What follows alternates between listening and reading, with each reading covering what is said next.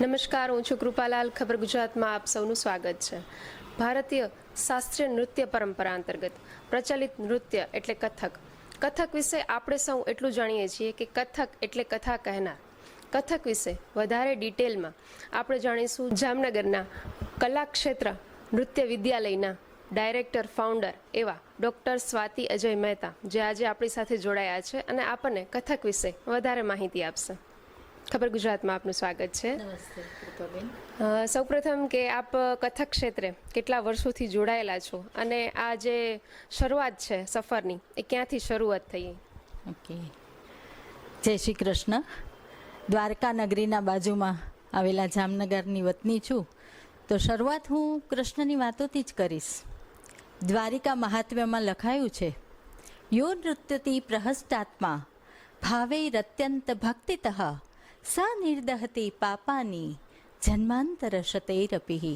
અર્થાત જે ભક્તિ અને શ્રદ્ધાપૂર્વક નૃત્ય કરે છે એના જન્મ જન્માંતરના પાપોનો નાશ થાય છે. આનો અર્થ શું થયો કે નૃત્ય છે એ મનોરંજનની વસ્તુ નથી, પૂજાની વસ્તુ છે, ઉપાસનાની વસ્તુ છે. એટલે મારી દ્રષ્ટિએ કથા કહે સો કથક કહાવે એ શૈલી છે એ મંદિરોમાં કથા કહેવાની જે શૈલી હતી એમાંથી આગળ વધેલી છે. મંદિરોમાં કથા કહેતા કહેતા કથાકાર હાથ પગનું હલનચલન કરે, મુખના હાવભાવ બતાવે તો કથાને વેગ મળે, બહુ સ્વાભાવિક છે. હવે આ બધું કરતાં કરતાં નૃત્યમાં મુદ્રાઓનો પ્રયોગ થયો અને કથાઓ તો આપણી પૌરાણિક બધી જે છે, શાસ્ત્રીય નૃત્યમાં સામાન્ય રીતે પૌરાણિક કથા એનું ચલણ વધારે હોય છે. હવે આજકાલ નવા પ્રયોગો થવા લાગ્યા છે અને ખૂબ સારી રીતે થાય છે. જેમ કે દ્રૌપદી ચિરહરણનું છે મહાભારતનું, તો એમાં આજકી દ્રૌપદી, આજકી નારી ઉપર જે નૃત્ય થાય છે અને કોરિયોગ્રાફીથી માંડીને નવા નવા વિષયો, આજની નારીની વેદના, એ બધું ખૂબ સરસ છે. ટૂંકમાં કથા પુરાના જમાનાની હોય કે નવા જમાનાની હોય, એને કહેવાની રીત છે એ કથક નૃત્ય શૈલીમાં બહુ સરસ રીતે હોય છે. મારા નૃત્ય શીખવાની વાત જો હું કરું તો બહુ નાની ઉંમરથી જ તે મેં નૃત્ય શીખવાની શરૂઆત કરી. કેમ કે મારા પિતાજી ડૉક્ટર જયંતભાઈ વ્યાસ એ ભાવનગર યુનિવર્સિટીમાં હેડ ઓફ ધ ડિપાર્ટમેન્ટ ભાષા, ગુજરાતી ભાષા સાહિત્ય ભવનમાં હતા. એટલે નાટ્ય, કાવ્ય, વાર્તાઓ, એ બધા સાહિત્ય સાથેનો મારો નાતો બહુ પહેલેથી હતો અને અમારા ઘરમાં સાહિત્યની, કાવ્ય ગોષ્ઠીની મહેફિલો બહુ અવારનવાર થતી. હવે આમાં કાવ્યો બધા જે બોલાય એની લય અને છંદને આધારે હું મારી રીતે મનગઢત નૃત્યો કરતી નાનપણથી જ તે.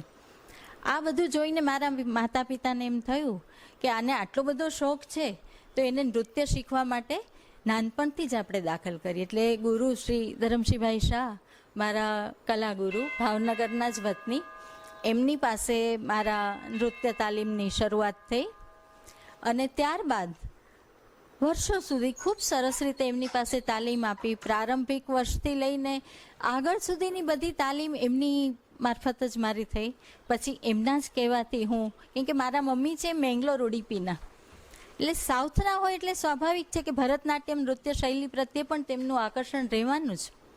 એટલે ભરતનાટ્યમ નૃત્ય શૈલી શીખવી એવો મમ્મીનો ખાસ આગ્રહ હતો. એટલે ઈલાક્ષીબેન ઠાકોર, નૃત્ય ભારતી, અમદાવાદ, એમની પાસે મને મોકલવામાં આવી અને ત્યાં પણ મેં વિશારદ કર્યું. કથકમાં મેં MA PhD વિશારદ, નૃત્ય અલંકાર, સંગીતાચાર્ય, અને કોઈને કદાચ ખબર નહીં હોય કે કથક નૃત્યમાં પણ B.Ed થાય છે, M.Ed થાય છે અને એજ્યુકેશનનું એક ફિલ્ડ છે. આ ફક્ત મનોરંજનનું સાધન નથી કે સ્ટેજ ઉપર પ્રસ્તુત થતી કલા માત્ર નથી. કથક નૃત્ય શૈલી એક એવી નૃત્ય શૈલી છે કે જેમાં દરેક વ્યક્તિત્વના એના જે ખાસ ખાસ પાસાઓ છે એનો વિકાસ થવાનો બહુ મોટો સ્કોપ રહેલો છે. કોઈ વ્યક્તિને એક્સપ્રેશન ખૂબ સારા હોય છે તો એનું ભાવંગ ખૂબ સારું ડેવલપ થતું હોય છે. કોઈના શરીરમાં તાકાત બહુ હોય છે તો કથક નૃત્ય શૈલી છે એ તો તાલ પ્રધાન, લય પ્રધાન, ઘૂંઘરું પ્રધાન શૈલી છે. તો એનું ફૂટવર્કની, લયકારીની જે મજા છે એના ઉપર એની પર્સનાલિટીનું ડેવલપમેન્ટ થાય છે. કથક નૃત્ય શૈલીની એક આગવી વિશેષતા એમાં એવી છે કે અહીં કલાકાર ખુદ જ્યારે નૃત્ય પ્રસ્તુતિ કરે છે ત્યારે તે જે બંદિશ બોલવાનો છે એના પર પઢંત કરે. પઢંત એટલે શું કે કે જે બંદિશ રજૂ કરવા જાય છે એનાથી ઓડિયન્સને માહિતગાર કરે છે કે જુઓ હવે હું તમારી સામે આ પ્રકારની એક બંદિશ રજૂ કરું છું. એક નાનો એવો નમૂનો આપની સમક્ષ રજૂ કરું. બંદિશનું પઢંત કરીને સંભળાવું છું. પરન છે, ખૂબ સરસ પરન છે. ક્લિષ્ટ લય અને જબાની કવાયતનું આમાં પ્રદર્શન તમને જોવા મળશે. તરત થઈ ધાગેતી તક તગદિગન ધા ધાગેતી તક તગદિગન ધા ધા દિન તા ધા ધા તિટ્ટે ધા ધા તિટ્ટે ધા ધા તિટ્ટે ધાગેતી તગદિગન નાગેતી તક તક ધાતર ગદિગિટે ધાગે દિગે નાગેતી તક ધા તકિટ ધા તકિટ ધા તકિટ ધાતર ગદિગિટે ધાગે દિગે નાગેતી તક ધા તકિટ ધા તકિટ ધા તકિટ ધાતર ગદિગિટે ધાગે દિગે નાગેતી તક ધા તકિટ ધા તકિટ ધા તકિટ દિન દિન ધા ધા દિન દિન ધા. તો આ ક્ષેત્રમાં પણ વિકાસ કરી શકે છે. પ્લસ એમાં જે થિયરી, આ શાસ્ત્રીય નૃત્ય હંમેશા શાસ્ત્ર ગ્રંથો પર આધારિત છે. તો આ નૃત્યને લગતી જે કંઈ બધી ટેકનિક્સ છે એ બધી પ્રાચીન શાસ્ત્ર ગ્રંથો પર જ આધારિત છે.